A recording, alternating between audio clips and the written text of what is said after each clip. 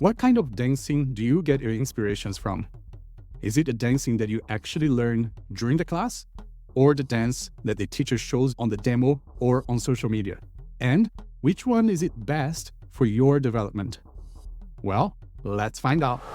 Hello everyone, and welcome back to Zouk Nerds. And today we're going to start Season 5. My name is Adayl Iost and I, and in this episode, we're going to be talking about the dance that we actually learn in class and practice when we're there with our teachers versus the dance that we actually see at the end of the class, in the demos, or maybe on social media. And how does that impact our community and the dance scene? So, let's go.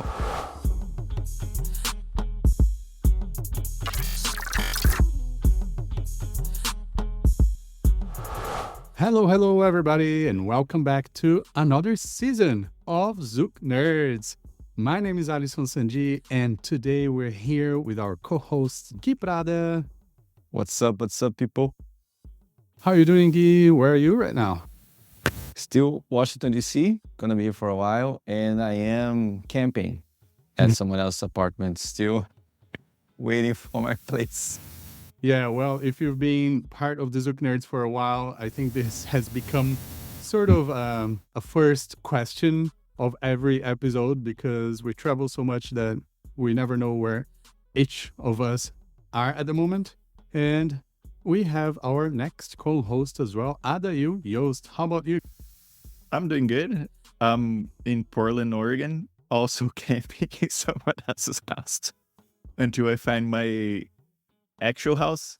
I comment with you guys, but as you know, I'm moving permanently to Portland now to work with my new partnership with Devlin here and work with the Portland Zoo community. It's going to be crazy. So I'm also camping on someone else's house for now. What about you, Allison? Well, I am in Washington, D.C., back into my actual place after so many months of camping. And also very excited that now we are embarking in this new journey and new season. So we are here for Season 5. And today we want to start talking about something that has been making quite a lot of, let's say, excitement, noise, conversations, and discussions in the community, which is social dancing and what's been happening with social dancing, particularly in the Brazilian Zouk community. And today we're going to be talking and focusing on two aspects of the social dancing, which is the social dancing in classes and the social dancing in demos. Because as we were discussing and thinking about ideas for the new season, we got into a very, very deep and long discussion on how things used to be and how things are right now. For example, in terms of where do we get our inspiration from as a social dancer? Back in the day, we used to go to a social. There wasn't social media or YouTube and things like that. And we used to see the people on the dance floor in person and get inspired by that and think, well, if that's achievable for that person who is also a student or somebody who started as a student and have worked hard for so many years and they're here now dancing to that level or to that expression and creativity, why can't I do it? But nowadays, there are so many ways to inspire, like demos, shows, competitions, other people on the social dance floor as well. But yeah, that's a little summary of what we're going to be talking today. So I would like to ask you guys for the first question. What are the inspirations that you've had in your social dancing that either were affecting your dance at the beginning or affecting now? Very good question. Yeah. So just recapping what Alison was saying, I think about the point of reference for me in terms of what could be something I could strive for, something that I would look up to when it came to social dancing. I think that's a thought. Maybe most of us that are learning Brazilian Zouk are learning to go out in the socials, in the festivals, in the retreats, in the marathons, to dance our asses off, and then to dance until our feet start hurting, and then we have nothing more to do. So social dancing, I think for most of us, is the reason why we train so much, we put so much effort into it to go to the floor. And I remember in my time when I started dancing, because we didn't have much of video references, YouTube was starting. That was like 2007, 6. Most of my reference came from watching my instructors dancing the social and also the demos that we had in class. The demos that we had in class, however, I think they served as inspiration of what is possible in terms of movement, creativity, what you can do with the thing that we were learning at the time. And watching them social dancing was the result of that learning, the result of everything, and the result of the years of experience. So I like to tell this story that when I was my first year in Jaime, all the followers were really excited about this super professional, super incredible guy that was coming back from Argentina. And I remember that in my beginner minds, I thought, imagine how many moves this guy knows how to do. Imagine all the patterns he can create. Then my mind went there immediately. And I went to the social to basically stalk the man. I would just sit there and watch him dance. And to my surprise, he would do basics, variation of basics, fundamental stuff, almost the whole time. And I remember the followers coming after dance with him, like, oh my God, it was so amazing. This was so great. And I would tell them, how is that great? He didn't do anything. He didn't do anything. And then they told me, oh, you don't understand. One day you will understand. So I just stopped and watched my instructors dance, and watch them dancing in the social was my biggest inspiration. When YouTube started, we would go to YouTube to learn new moves as well, because the nature of the demos as they are today was starting to change back then as well. But most of the reference that we had was watching my teachers dancing the social and watching them demo in class. And the demo of the class was like how many possibilities we had with the movements that we just learned. So that was how most of my inspiration came from, watching people dance. Yeah, for me, I feel the same way, especially back in the day in Brazil, that Zouk was not a big part of the life. You guys know we're like samba and forró and even salsa and bachata and all other Latin dances.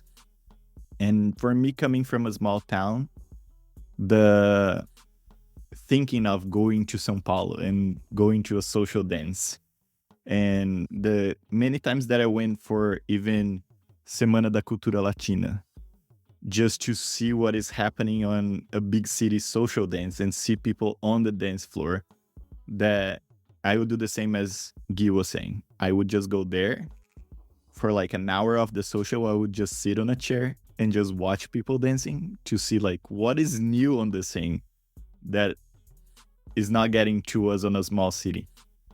And I think that, as you mentioned, Gui, things are changing currently. Then we started getting like YouTube videos and stuff that we would use to pause and identify patterns and identify things that we want to work on our dance. But also, as you, my big inspiration was going to a social dance floor and just watch the pros dance amongst each other and how they could be creative in a way that is not like showing off, but it's still very interesting to watch what they're doing there, you know? I think the first conclusion of today is that we are social dance stalkers. Yeah, Exactly.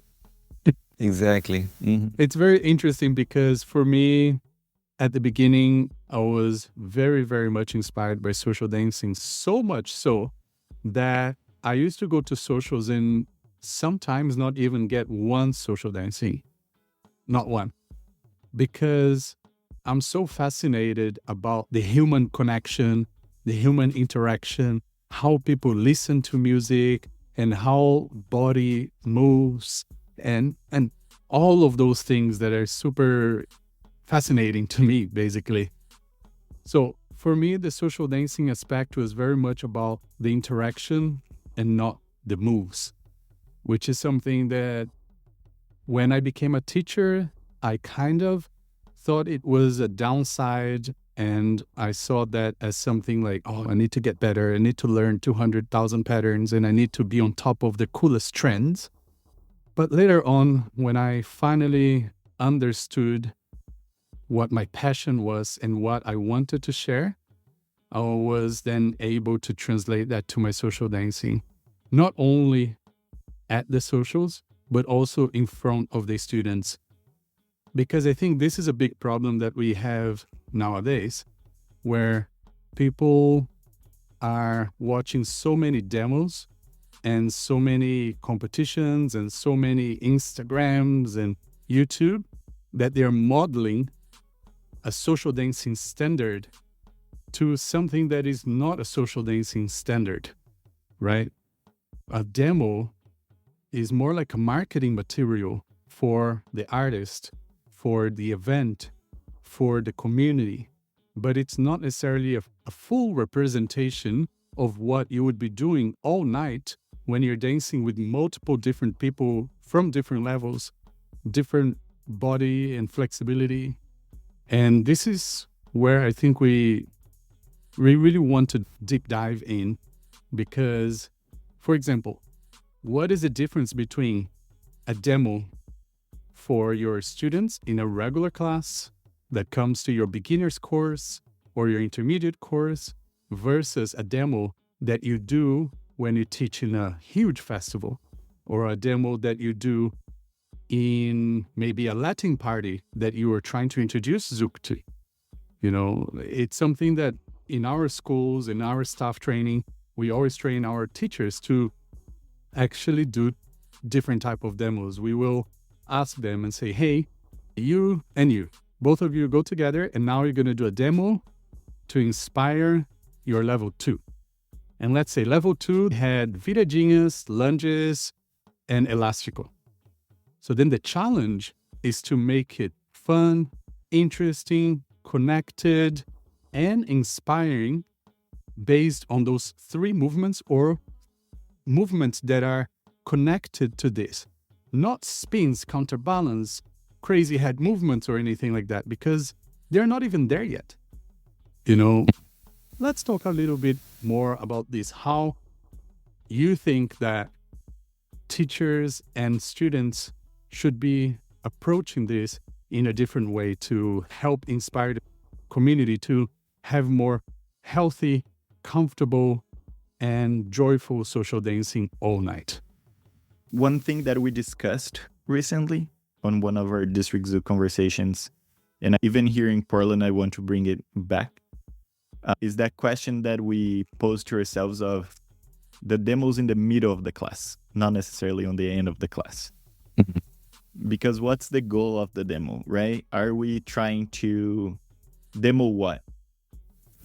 What is the demonstration for, as Alison was saying? Is that to inspire someone? Is that for promotion? Is that for actually demonstrating what we're doing in class in music?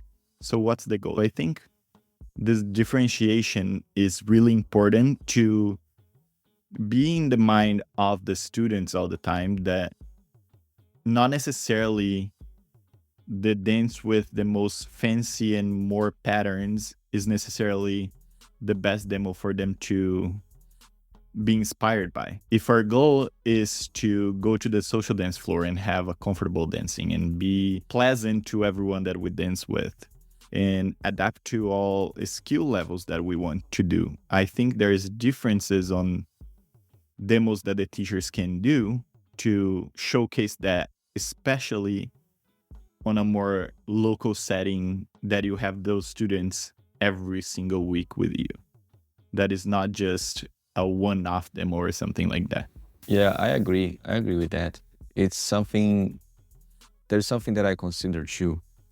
The audience that goes to a festival, that goes to a congress and get exposed more to the demos that are done in festivals and congresses is a different audience from those who are coming for level 1 Zouk class, level 2 Zouk class. They don't know who the big names are. They haven't been to a big event. That's what they know of the dance. It's right there in their class when they go every week. So I think the demo in class has this purpose to keep people inspired and show people that this dance is possible for them. They can do this dance. It's not something so complicated or as complicated as they might think about.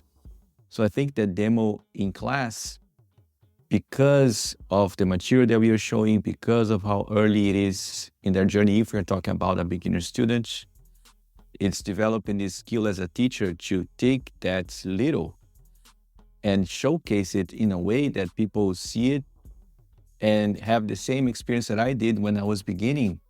I was like, man, these 3 things that I know can do this much? That's amazing. So I think I have enough to go out and social dance. So that was something that really, really helped me see that I knew enough to go out and dance, because my instructors would show with the little I know how much we could do, how many combinations we had, different speeds, and playing with the music. So all of that is something that I consider when demonstrating the dance in class versus when demonstrating the dance in a weekender versus when demonstrating the dance in a festival congress.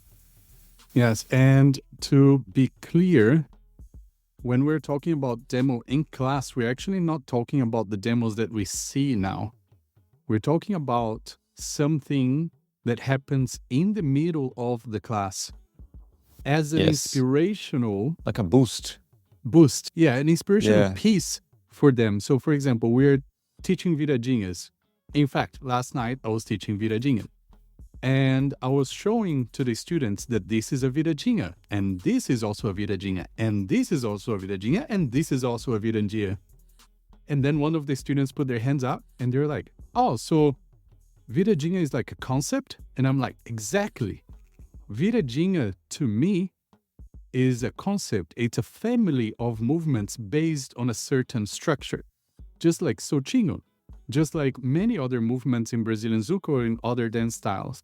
So when I'm doing a demo, whether it's in the middle of the class or at the end of the class, and we just taught viradinha, that's what I'm going to base my demo on entering viradinha from places where they already know, exiting viradinhas to places that I already know, and perhaps showing a few variations here and there that are coming soon.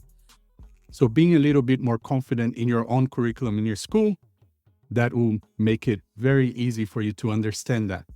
But even when you're a traveling teacher, this is something that you need to take into consideration, that in the community that you are, whatever demo that you do may affect their perception of what they should be learning. It all goes back to a problem that we've always talked about, which is community leaders or teachers in local communities that will tell us, my students don't like that, my students don't want to learn that. And then when we watch them, either social dancing with their own students or doing demos after the classes, they're only doing these crazy Instagram moves. They're not inspiring their students to play with their basics. They're not inspiring the students to understand the depth and the fun that those basic steps can bring.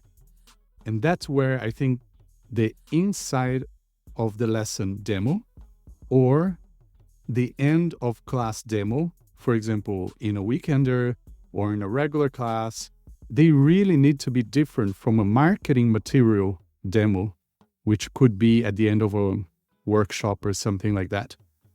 To be honest, for me, even at a festival, I'll pretty much do a demo that is very similar to what I would do in my classes, with a few extra little things here, not trying to restrict ourselves, but making sure that, okay, if somebody watches this demo later, they will know what we taught in that class. Because often I have no idea what any of the teachers taught in the class that the demo was recorded, because a lot of artists train so much to do demo, that their demos actually look pretty much the same after any class, after any event with 5 students in a class or 300 people in a festival. So to me, it's something that if we can help shift, would really, really help the dance community as a whole. Yeah, I think that aspect of the local teacher that says, my student doesn't like this, my student doesn't like that we listened a couple of times, that I listened a couple of times too. There is element of what they think they need to show to keep people interested. Now, when they think that they need to show something more to keep people engaged in the dance, to keep people coming back. I think our experience has been that, especially in the beginning of the journey, especially with leaders, if you showcase something too much, it almost seems hard to approach. They're like, man, I can never do this. Maybe the ones with a high level of confidence will be like, man, let's go. I'm gonna get to that point. But those that are still not very sure if that's what they want to do, that might be a factor that will scare them off a little bit or guide them to think, yeah, this is not for me. So I think the demo that you can do in class where you showcase something that you're actually teaching, the variations and possibilities, I think there is a potential for you to hook people more than doing something more complicated. And here we are talking about a regular class setting, né? Someone that is beginning. And while training to do demonstrations this way, I realized how that affected my social dancing when I go out. Because I realized when training to demo the beginning of the dance, this beginning of these initial foundations of the dance, I found out variations, I found out transitions, I found out connections that were immediately implemented in my social dance and helped me social dance with even more people in terms of things that I can lead in more people. And it's easy, it's fun. So the training how to dance to variations and creative variations helped my social dancing so much, making everything more approachable to myself as well, because it also eased my mind to do demonstrations. That used to be like a gruesome experience to do demos. It still is in certain settings. But now when I have to do a demo in class, when I have to do a demo in a weekender, I now enjoy it because I trained how to bring out the maximum juice of this one concept that we explored in the class that we were teaching, So I think that speaks to the aspect of making the dance timeless. When I used to watch people dance in Rio, I used to watch the OG people dance. I was watch the people in their 80s, in their 70s, people that have been dancing for 30, 40 years. And I'll be watching, what is it that they are doing over there? They are doing like a set of 4 concepts, and they are repeating and varying these concepts. And in my mind, that process, this is what survives. This is the core of the dance. So this is the thing I want to train. I want to train the core. I want to be able to dance to the core so my dance survives. So the trends will come and pass, and we are still pretty on. Né? I don't know if you remember, back in the day, it was super cool to put the hand on the floor. Né? You would do the avião, boom, tap on the floor and come back. Yes. And then became cheesy to touch the floor for years. And now, if you don't slap the floor, né, you are off. You are not in the trend. You need to touch the floor again. So it's a trend that came back. And I saw recently people doing cambré mesa. People doing the table cambré. I saw in a couple of demos recently. And I'm pretty sure that thing's going to come back. And It was the cambré. And it was the, cambré from the back, mesa from the back, mesa from the front, mesa with the leader stepping across the follower. That was the trend back then, So, and it's kind of coming back already. Yes. I mean, the dance community and the arts community, I do believe that it always goes into like a forward motion. And then it rolls back. And then there's another forward motion. So it's like a coil, It's not a forever circle or a forever line ahead. It always goes a little bit further than a lot of us are comfortable with. And we're like, okay, guys, let's breathe. And then it rolls back. And then there's the next new thing. Absolutely. And I think when it comes to demos, what I really would like to see more from the teachers is that real social dancing that they could and they would do with most students on the dance floor. Yes. Occasionally do one that is just like freedom, for sure. Freedom in terms of like do all the crazy stuff that you're training. But for example, when I do weekenders, I try to separate one demo in a traditional song, one demo in more of a lyrical song, the other demo more of like a remixed high energy song, and show them over the weekend that the concepts that we've been learning can be applied to any style of music and expression in dance. So then people understand that these concepts are there for everybody and they work in anyone's body. I completely agree with that. Also, we cannot discount the idea that this new generation coming in, they are coming in on the social media generation, right? Yes. Like Reels and TikTok. And we can say that some organizers also look at that to hire people. Like, what is your social media following? How many people views and likes your demos and things like that? Because it's a promotion for the event too, in some sort of way. So I feel that artists take that in consideration a lot also. And on that point, I had a really interesting conversation this past weekend with Vanessa about demos. Vanessa from Iago. Vanessa and Iago and Vanessa. We're just discussing the demos because I feel that their demos is nowadays is very much what Allison was talking about. They go to the dance floor and they do what they do on the social dance floor. Literally. It's their fully expression of the thing. And even Vanessa joking about, she's like, Iago doesn't do single leg spins with me because he doesn't like to do on the social dance floor. So he preps me to a single leg spin and he puts me back into a lateral and everything's fine and we enjoy our dances the same way, right? And then she commented that if it's something that you're aspiring to do in a demo, unfortunately nowadays, they can do that because they already have enough showcase demos that they don't have to worry about it anymore. Mm-hmm. And they're going to go to the dance floor. They're going to enjoy. If something doesn't go well, next weekend they were having 4 demos again. And then the next weekend they're going to have 4 demos again.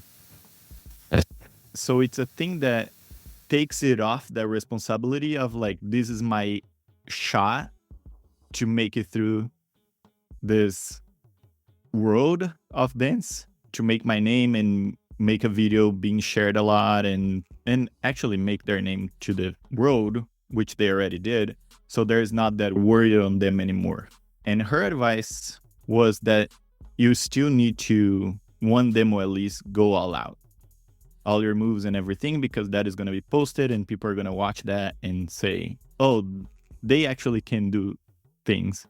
What we mentioned, right? Some people will look and go crazy about it because you just put a lot of patterns, a lot of spins, a lot of things that it would entice people to hire you more, entice people to share more your video and keep you on their mind. So it was a really interesting take of taking that responsibility of putting every move possible in a demo because we're going to have more coming. And so now their demos is pretty much just playfulness and fun and showcasing their social dance skills for sure. So I want to know also what you guys think about that. Yeah. Allison as an organizer and Gui as a traveling artist that is making his name on the comfort of the embrace and everything. This thing is actually very interesting, man, because I think doing demos in this way, going all out, is a skill that you train. Yeah, it's a skill set that you have. Because for me to go all out in the way that I see them, and I'm not talking about Iago and Vanessa, I'm talking about everybody that does these really powerful demonstrations. For me to get to that point, I need to be social dancing for a while until my body gets to that place and all the vocabulary that I know comes to my mind. In a situation of stress and pressure, all I can do is 4 things. I forget everything else and time goes like this. So as I trained more, I could see that 4 minutes actually lasts 4 minutes, not 30 seconds, as was my impression when I was very nervous, you know. So that for me is something that, because of how comfortable they are in that position, even when they are playing, they are still going all out, you know. Even when they're just playing, they're still doing something incredible, amazingly powerful, beautiful to see, clean. Even when they screw up, they don't really, maybe just only them know that something didn't go as planned. But for us that are watching, we're watching two people play. So I think they are in such a place of comfort that now is second nature for them to do. I'm definitely in not that place. For example, myself, when I have to do an all-out demo, I still feel nervous, I still feel anxious. I feel much more comfortable doing a class demo, regular class demo, weekender demo, festival demo, than I need to go all out. And in the beginning of my career, 2017, 18, when people started reach out to me for invitations to invite me to travel to their city to teach, I got one invitation from Europe. And they said, "We heard about you. Can you send me some videos? Can you send me some videos of your dancing?" And then I sent them. And they seemed very excited at the beginning. They already have the dates in which they wanted to do. So after a while, they really didn't reach out back. So I followed up. And the response was, "Oh, I think we'll maybe leave it for another time. I think we need to find another date." And then I asked, what happened? Did anything happen? Because it seemed that we had these dates available. He said, "Oh man, to be honest, my team watched the dance and they found that there was a lacking of wow moments." That's how he described. So the dances that you saw, there was a lacking of wow moments. And then I asked, "What do you consider being wow moments?" And he said, "Oh, movements of effects, the movements that are a little bigger, little." And these videos that I did at first, I did with the next girlfriend of mine, they were going like 20,000 views, 30,000 views. But for that event, for that specific organizer, there was a lacking of wow moments. So I understand when Vanessa says that you need at least one demo that you go all out, because there is indeed people looking for those who provide wow moments to be the thing that draws people into their event, which is very fair. Né? We live in the age of the spectacle of the art. I remember reading this in a Facebook post some time ago. Nothing related to Brazilian Zouk or partner dance. It was actually related to contemporary modern people in the solo dancing area, complaining that because of Dance with the Stars, if a piece didn't have a jump or a flip or a lift, people are not taking it as seriously because people got used to seeing people fly, So I think that's a problem. That's an issue that happens in all of movements, art forms that achieve some level of outreach, that go mainstream somehow. So that's something that I wanted to share that I think was interesting in my journey, which is rather different from the journey of most of the people who are teaching these days, who count on the demos, who count on participating in festivals as something that will bring them work. So that's how much I can say about this topic of supreme powerful demos. I think that in the end of the day, all that we're talking about here is about creating a balance where we can also inspire dancers in the community in different ways. They can inspire on the playful side, on the emotional side, on the crazy, exciting wow factor side, because we have people coming to the dance community with different desires. Some people, they just want to have that chill and more comfortable dance, while others want to compete and do shows and do all the wow movements. So I think that is totally valid, and it's something that I implement with my dancing. And I think that if more teachers either begin to do it or continue to do it and actually talk about it to their students as well in class and tell them, so today we want to do a demo for you guys where we're going to show more of this side of the dance that focus on these concepts of the dance. This is going to be a little bit different from what you're probably expecting from an Instagram or something like that, and give everyone a context. Because I understand that there's a big pressure when everybody's recording, because as an attendee, when you go to Disneyland, you don't want to see the ride with the lights off moving slow. You want to see the wow. So maybe as an artist, you feel that pressure of like, man, everybody's waiting for me to do that demo that is going to go viral right now every single time. But it's not the case, especially if you actually bring that context before the demo and explain to people. And now talking about myself as an organizer, that is something that I highly, highly, highly consider. As we were preparing for the season, we actually have many, many very interesting topics, including one of the episodes is about different types of events. But I'm already going to give you some piece of information that we're going to discuss more in details later, which is a lineup of teachers, DJs, all of the artists involved in the event, to me, needs to be balanced. So when you look at the lineup of the events that I produce or the events that I love and support, it's because they have a balanced lineup. What I mean by that, you'll have the couples that I know will deliver probably the highest rated class in our survey, because all of the students are going to identify and love their classes. I'm not worried whether their demos are going to go viral or not. Not stressed at all, because I know that they are bringing the class value. And then there are other artists that I know are great teachers, but I also know that they are going to be inspirational and they're going to do the wow stuff, and they're going to also expose my event because their demo is probably going to get viewed and shared all across the world. And then there are other artists that are great at classes, great at demos, but even better at socials, where I know that they're going to be remembered for the dances that they've had with the students at that social. Or, once again, thinking as an event organizer, my event is going to get a lot of exposure because there will be a lot of videos of people dancing with that artist at the social that they will share.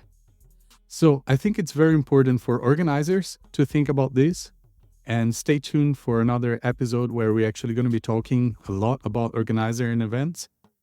But for artists and people in the community in general to understand these different layers, because the biggest complaint that we hear nowadays from leaders and from followers is that social dancing is becoming something that they don't enjoy as much as they used to anymore because of the pressure, because people are not just social dancing to connect, they're social dancing to train to a standard or a level or a goal that is not actually simply social dancing and human interaction.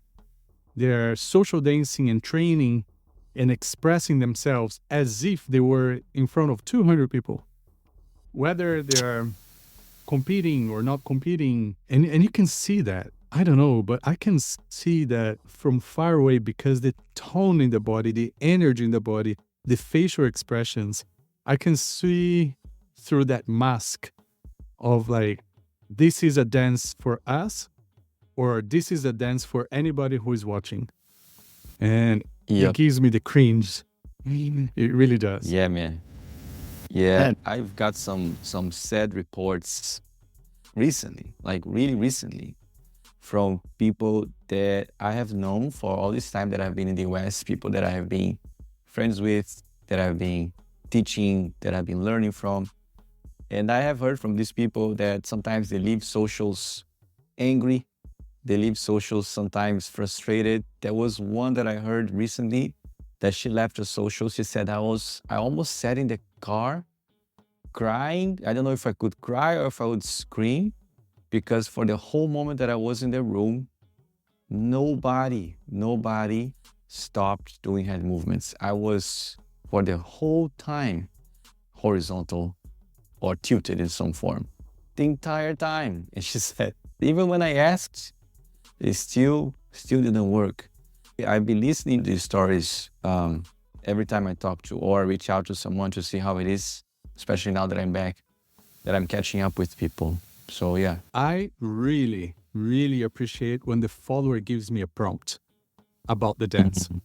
Just like 2 weekends ago, we had our district Zouk anniversary here. And I taught a class with a different co-teacher for the entire weekend. And it was very nice that the co-teacher came to me and asked me, can we do a dance like this? Can we showcase something like this? And I love that because it gave me actual inspiration to do something based on that. I don't know, maybe I just love the challenge. But when I asked them, what kind of music would you like? And in terms of music, they didn't mind. They said, oh, doesn't matter, you pick it. But can we do something like this, like this, like this in the demo? I would love to do that. And I'm like, yes. And then in the social, not this last weekend, but recently, I've been getting a lot of prompts and I really love it. And I think leaders should actually ask more and followers should actually start prompting more and going like, a leader asks you for a dance and you say, yes, I would love to dance, but I would also love to do a little bit more of this if you don't mind.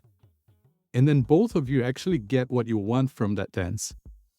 If that became the norm, oh my God, how much better social dance would be, right? This is like a systematic thing, I think, Alison, because I have gotten 2 requests from leaders for private lessons where they specifically requested, can you help me dance slow? Can you help me not do head movements? Because they get asked, the followers ask them, my neck is hurting, is in pain. Can we not do this? My back is this. And then they said, man, when I realize I'm doing the thing. Yeah. When I notice I'm in it, when I realize, God damn it, he asked me not to, So there is an aspect too of the leaders sometimes, they don't realize that they are in this autopilot. Yeah. So even when the followers sometimes give the prompts, sometimes the leaders are unawarely doing the things. It's in autopilot. So bringing this awareness both for the follower who needs or who wants something specific to ask and the leader to realize what they are doing, when they are doing, I think then we're going to reach like this amazing, beautiful balance that we all want. I was just going to comment when Alison said, but we also need to keep in mind that with the social media now, there might be someone recording you on the dance floor while you're social dancing. And some people just put their pressure on themselves. You're just like enjoying your dance and then suddenly, blah, light on top of you. And you're like, okay, this is going to Instagram now. Great. And then for some people, that changes their mind completely, right? They're doing the most cozy dance of the world and then Instagram, head movement. So it's something that we definitely need to take in consideration of how much, again, social media is influencing our dances in general and social dancing and everything. And just 2 comments that I wanted to make on this topic too, that coming back to the first thing that we said about watching people on the social dance, but now I have the privileged position of being able to play the songs that I want to see people dancing to, which is super interesting. And it's funny that I comment with people about it and they're like, are you tracking who I'm dancing with? And I'm like, yeah, I am. Not only you, but like all the people that I want to see, like what can they do on this song, what they can do on this vibe, and how people are reacting to the vibe that we're playing as a DJ on that perspective, because it's interesting. And sometimes people joke with me that right before my set, like 30 minutes, I set everything up, but then I don't go dancing. I just standing by the other DJ. And it's funny that people comment that, like, are you the DJ security? Because I'm just standing there by the DJ booth and I'm standing like this watching the dance floor. But I'm actually watching how the dance floor is being moved by the music that is playing right now. What can I change? Should I change? Should I not? You know? And it's very interesting because from that perspective, we can also see most of the creative dances that we can get that is not recorded, is not on public size. As we said before, there's not someone sitting there and watching those people doing that thing that we're like, oh, I'm definitely gonna steal that move right now. Because it came from a supernatural creative state of the person that sometimes we don't get with Facebook and media and everything.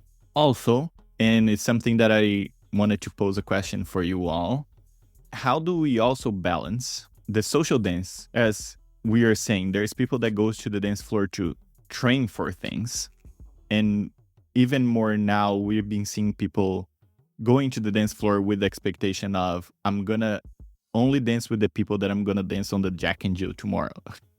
I'm only gonna there so I can feel their body, so I can feel how they dance. And we need to understand that when people are on the pressure of the Jack and Jill, it's not the same dance that they would do on the dance floor, on the social dance during the night. So you might get a feeling that is not the reflect of what happens on the next day or whatever. So I want to know what your guys' opinions are about that aspect. Well, that's a deep question that requires another full episode. So Yeah. I think we're going to take a break here and come back in the next episode where we're going to be talking about the actual social dancing of the dance floor and the competitions, where we're going to deep dive and discuss a little bit more what's going on in the dance community. And I think as a one-line answer to your question is this. I wish more people would actually dance in the Jack and Jill how they dance on the dance floor, because 9 out of 10 times, it's much better than what they show at the Jack and Jill. But I'll just leave it at that, and then we come back on the next episode to actually go deeper into this. So, all right, guys, let's take a break. We'll see you on the next one. Beijos, beijos. Abraços. Tchau.